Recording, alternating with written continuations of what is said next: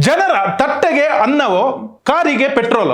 ಇಂಧನ ಭದ್ರತೆಯ ನೆಪದಲ್ಲಿ ಸಕ್ಕರೆ ಭತ್ತವನ್ನ ಬಳಸೋದು ಸರಿಯಾ? ಈಗ ಸಕ್ಕರೆಗೂ ಆತಂಕ, ಭತ್ತಕ್ಕೂ ಭೀತಿ. ಪ್ರಿಯ ವೀಕ್ಷಕರೇ, ಇವತ್ತಿನ ಫೋಕಸ್ ಪುಲರ್ ಕಾರ್ಯಕ್ರಮಕ್ಕೆ ಸ್ವಾಗತ. ನಾನು ಸುಕೇಶ್ ಪಡಿಬಾಗಿಲು.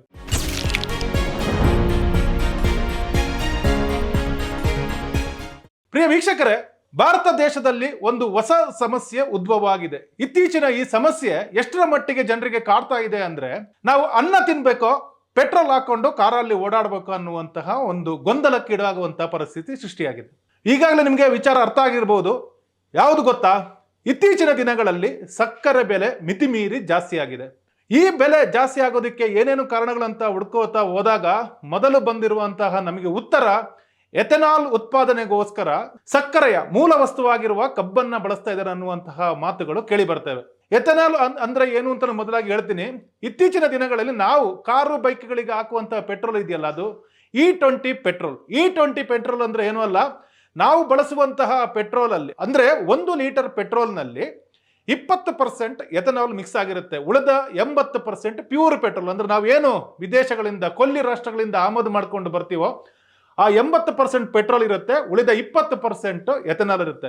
ಈ ಎಥೆನಾಲ್ ಉತ್ಪಾದನೆ ಆಗುವಂಥದ್ದೇ ಆಹಾರ ವಸ್ತುಗಳಿಂದ, ಪ್ರಮುಖವಾಗಿ ಕಬ್ಬು ಮತ್ತು ಭತ್ತ ಮತ್ತು ಇತರ ಧಾನ್ಯಗಳಿಂದ. ಹೀಗಾಗಿ ಕಬ್ಬಿನ ಉತ್ಪಾದನೆ ಅಂದ್ರೆ ಕಬ್ಬಿನಿಂದ ಪಡೆಯುವಂತ ಎಥೆನಾಲ್ನ ಬಳಕೆ ಪೆಟ್ರೋಲ್ಗೆ ಹೆಚ್ಚಾಗಿರುವ ಕಾರಣ ಸಕ್ಕರೆ ಬೆಲೆ ಹೆಚ್ಚಾಗಿದೆ ಎನ್ನುವಂತಹ ಮಾತುಗಳು ಇತ್ತೀಚಿನ ದಿನಗಳಲ್ಲಿ ಕೇಳಿ ಬರ್ತಾ ಇದ್ದಾವೆ. ವೀಕ್ಷಕರೇ, ಒಂದು ವಿಪರ್ಯಾಸವನ್ನ ನಾವು ಗಮನಿಸಬೇಕು. ಸರ್ಕಾರ ಇದನ್ನು ಒಪ್ತಾ ಇಲ್ಲ. ಯಾಕಂದ್ರೆ ಸರ್ಕಾರದ ಯೋಜನೆ ಇಂಧನ ಭದ್ರತೆ ಅಂದ್ರೆ ನಾವು ಈ ಪೆಟ್ರೋಲ್ಗೋಸ್ಕರ ಮತ್ತು ಪೆಟ್ರೋಲಿಯಂ ಉತ್ಪನ್ನಕ್ಕೋಸ್ಕರ ವಿದೇಶವನ್ನ ಅದರಲ್ಲೂ ಕೊಲ್ಲಿ ರಾಷ್ಟ್ರವನ್ನ ಸಾಕಷ್ಟು ಡಿಪೆಂಡ್ ಆಗಿದ್ದೀವಿ.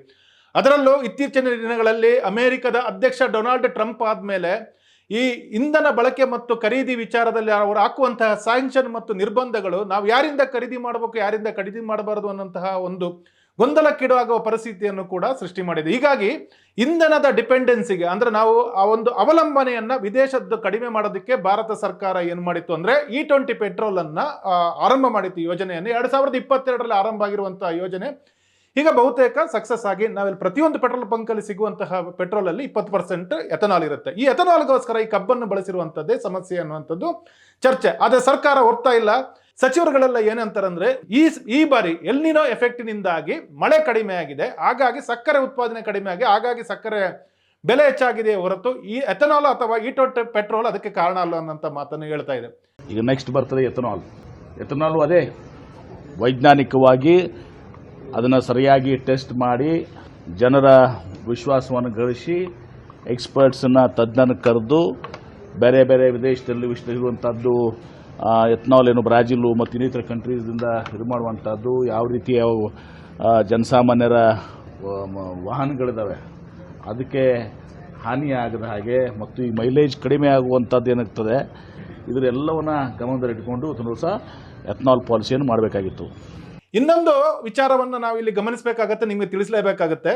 ಎಥೆನಾಲ್ ಉತ್ಪಾದನೆಗೋಸ್ಕರ ಸರ್ಕಾರ ಭಾರತ ದೇಶದಲ್ಲಿ ನಾವೀಗೇನು ಸಂಗ್ರಹ ದಾಸ್ತಾನು ಇಟ್ಕೊಂಡಿರ್ತೀವಲ್ಲ ಆಪತ್ಕಾಲಕ್ಕೆ ಅಥವಾ ವಿತರಣೆ ಅಥವಾ ಸಾರ್ವಜನಿಕ ವಿತರಣೆಗೋಸ್ಕರ ನಾವು ಏನು ಇಟ್ಕೊಂಡಿರ್ತೀವಲ್ಲ ಭತ್ತವನ್ನ 40% ಕಡಿಮೆ ರೇಟಲ್ಲಿ ಕಂಪನಿಗಳಿಗೆ ಕೊಡ್ತಾ ಇದ್ದೇವೆ. ಅಂದ್ರೆ ಎಥೆನಾಲ್ ಉತ್ಪಾದನೆ ಮಾಡುವಂತಹ ಕಂಪನಿಗಳಿಗೆ ಭಾರತ ಸರ್ಕಾರ ಅಕ್ಕಿಯನ್ನ ಕೊಡ್ತಾ ಇದೆ. ಇದು ಈಗ ಮತ್ತೊಂದು ಸಮಸ್ಯೆಗೆ ಕೂಡ ಕಾರಣ ಆಗಿದೆ. ಹಾಗಾಗಿ ನಾನು ಮೊದಲು ಹೇಳಿದೆ ನಿಮ್ಗೆ ಅಂದ್ರೆ ಜನರ ತಟ್ಟೆಗೆ ಅನ್ನ ಹಾಕೋದು ಮುಖ್ಯನೋ ಕಾರಿಗೆ ಪೆಟ್ರೋಲ್ ಹಾಕೋದು ಮುಖ್ಯ ಅನ್ನುವಂತಹ ಪ್ರಶ್ನೆ ಬರುತ್ತೆ.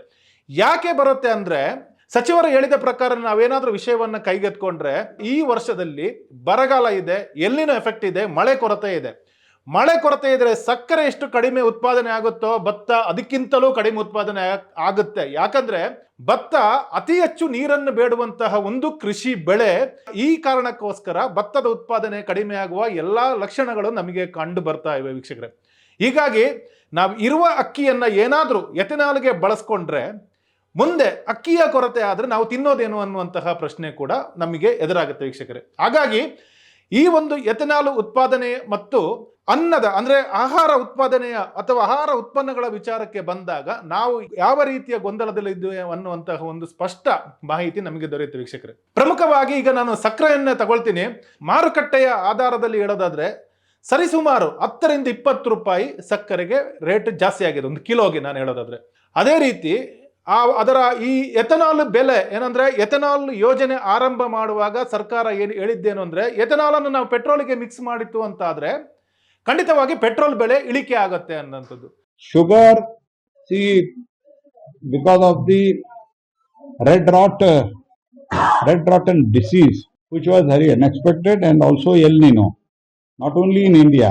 ಪೆಟ್ರೋಲ್ ಬೆಲೆಯಲ್ಲಿಯೂ ಇಳಿಕೆ ಆಗಿಲ್ಲ, ಇನ್ನಷ್ಟು ಜಾಸ್ತಿ ಆಗಿದೆ. ಅದಕ್ಕೆ ಕಾರಣ ಬೇರೆ ಇದೆ, ಕೊಲ್ಲಿ ರಾಷ್ಟ್ರಗಳ ಯುದ್ಧ. ಬಟ್ ಸ್ಟಿಲ್ ನಾವು ಸ್ವಾವಲಂಬನೆಯನ್ನು ಪಡೆಯುವ ಹೊತ್ತಲ್ಲಿ ನಾವು ಬೆಲೆ ಇಳಿಸದ ಹೊರತು ಅಥವಾ ಅದಕ್ಕೆ ಪರ್ಯಾಯ ಮಾರ್ಗವನ್ನು ಹುಡುಕದ ಹೊರತು, ರೇಟ್ ಕಡಿಮೆ ಮಾಡದ ಹೊರತು ಅಥವಾ ಅದರಿಂದ ಅಂದ್ರೆ ಏನು ಮೂಲ ವಸ್ತುಗಳ ಬಳಕೆಯಿಂದ ಇನ್ನೊಂದು ಸಮಸ್ಯೆ ತಲೆದೋರದಿದ್ರೆ ಅಂತ ಯೋಜನೆ ಬೇಕಾ ಅನ್ನುವಂತಹ ಒಂದು ಪ್ರಶ್ನೆ ನಮ್ಮ ಮುಂದೆ ಸ್ಪಷ್ಟವಾಗಿ ಗೋಚರಿಸ್ತದೆ ವೀಕ್ಷಕರೇ. ಇನ್ನೊಂದು ಅಕ್ಕಿಯ ವಿಚಾರಕ್ಕಾದ್ರೂ ಬರ್ತೀನಿ. ಭಾರತ ಅತಿ ದೊಡ್ಡ ಅಕ್ಕಿ ಬೆಳೆಯುವಂತ ದೇಶ.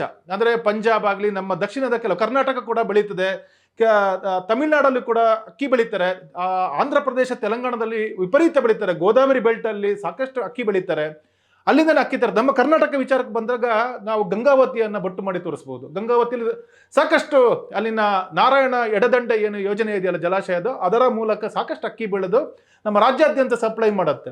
ಈ ಒಂದು ಅಕ್ಕಿ ಬೆಳೆಯುವ ಸಾಮರ್ಥ್ಯ ನಮ್ಮಲ್ಲಿ ಇದ್ದ ಕಾರಣ ನಮ್ಮಲ್ಲಿ ಸಾಕಷ್ಟು ಸ್ಟಾಕ್ ಇದೆ.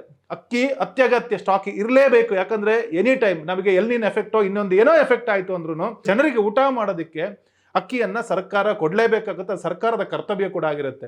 ನೀವು ಗಮನಿಸಿರಬಹುದು, ಅನ್ನಭಾಗ್ಯದ ಅಕ್ಕಿ ಕರ್ನಾಟಕದ ವಿಚಾರಕ್ಕೆ ಬಂದಾಗಲೂ ಅನ್ನಭಾಗ್ಯದ ಅಕ್ಕಿಯನ್ನು ಕೊಡ್ತಿದ್ದಾರಲ್ಲ, ಅದು ಒಂದು ಸಮಾಜ ಕಲ್ಯಾಣ ಯೋಜನೆಯ ರೂಪದಲ್ಲಿ ಬರ್ತದೆ. ಅಂದ್ರೆ ಪ್ರತಿಯೊಬ್ಬರು, ಅಂದ್ರೆ ನಮ್ಮ ಸಂವಿಧಾನ ಬೆಳೆದ ಯಾರು ನಮ್ಮ ದೇಶದ ಯಾರು ಕೂಡ ಹಸಿವಿನಿಂದ ಇರುವಂತಿಲ್ಲ ಅಂತ, ಇದು ಸರ್ಕಾರದ ಯೋಜನೆ ಕೂಡ ಆಗಿರುತ್ತೆ. ಅದನ್ನು ಪಾಲಿಸಿಕೊಂಡು ಬರಲೇಬೇಕು. ಹೀಗಾಗಿ ಅಕ್ಕಿ ಕೂಡ ಅಷ್ಟೇ ಇಂಪಾರ್ಟೆಂಟ್.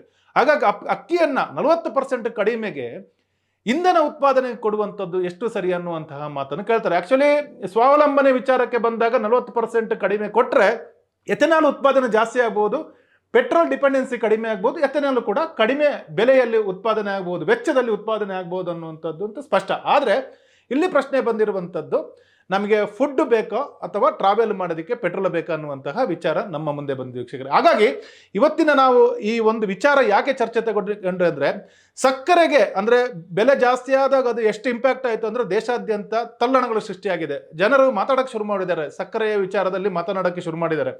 ಆದ್ರೂ ಎಥೆನಾಲ್ ನೇರವಾಗಿ ಕಬ್ಬಿನಿಂದ ಉತ್ಪಾದನೆ ಆಗುವ ಕಾರಣ ಸ್ವಲ್ಪ ಮಟ್ಟಿಗೆ ಸಹಿಸಿಕೊಳ್ಳಬಲ್ಲರು ಅದನ್ನ. ಯಾಕಂದ್ರೆ ಕಬ್ಬಿನಿಂದ ಸಹಜವಾಗಿ ಎಥೆನಾಲ್ ಉತ್ಪಾದನೆ ಆಗೋದು ಉತ್ಪಾದನೆಯಾಗಿ ಬರುತ್ತೆ, ಹಾಗಾಗಿ ಜನ ಸಹಿಸ್ಕೋತಿದ್ದಾರೆ. ಆದ್ರೆ ಈಗ ಅಕ್ಕಿಯನ್ನು ಬಳಸ್ತಿರುವಂತದ್ದು ಮಾತ್ರ ದೊಡ್ಡ ಸಮಸ್ಯೆ ಕಾರಣ ಆಗಿದೆ.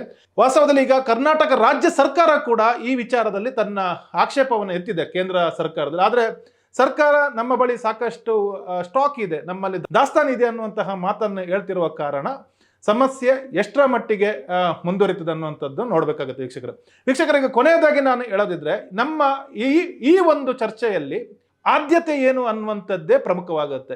ಇನ್ ಕೇಸ್ ಎಲ್ನಿನೋ ಮತ್ತು ಈ ಮಳೆಯ ಕೊರತೆ ಇತ್ಯಾದಿ ಸಮಸ್ಯೆಗಳು ಬಂದಾಗ ನಮಗೆ ಆಹಾರ ಉತ್ಪನ್ನಗಳೇ ಫಸ್ಟ್ ನಮ್ಮ ಆದ್ಯತೆ ಆಗುತ್ತೆ. ಸರ್ಕಾರ ಮಾಡುತ್ತಿರುವಂತಹ ಎಥೆನಾಲ್ ಸ್ವಾವಲಂಬನೆ ಅಥವಾ ಪೆಟ್ರೋಲ್ ಸ್ವಾವಲಂಬನೆ ಏನಿದೆಯೋ ಅದು ಕೂಡ ತಪ್ಪಲ್ಲ. ಭವಿಷ್ಯದ ನಮ್ಮ ಬೆಳವಣಿಗೆ ಮತ್ತು ಆರ್ಥಿಕತೆ ವಿಚಾರಕ್ಕೆ ಬಂದಾಗ ಅದು ಕಡ್ಡಾಯವಾಗಿ ಬೇಕು.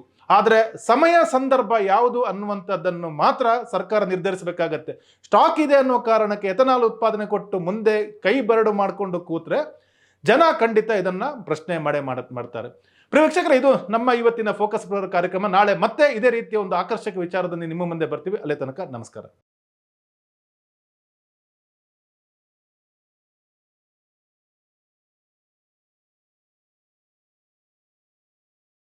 ಸುದ್ದಿ ಅಪ್ಡೇಟ್ಗೆ ಈಗಲೇ the federal Karnataka YouTube page ಅನ್ನು ಸಬ್ಸ್ಕ್ರೈಬ್ ಮಾಡಿ.